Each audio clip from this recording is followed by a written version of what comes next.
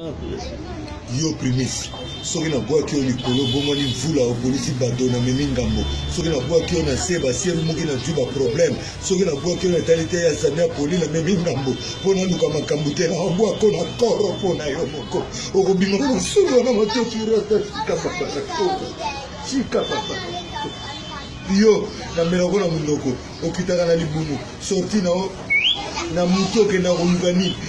Sois gentil avec moi, toi. Sois gentil avec moi.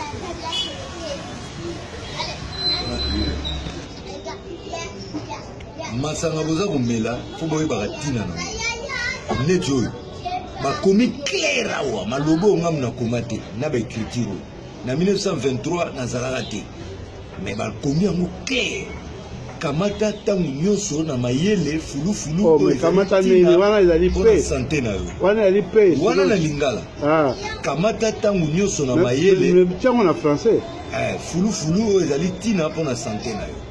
Prenez régulièrement, intelligemment cette matière utile pour la santé.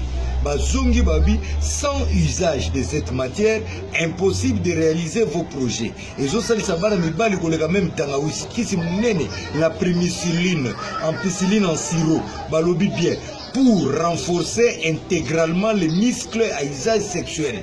Et puis, et quand on petit la politique, le président de la République instruit militairement les unités spécialisées.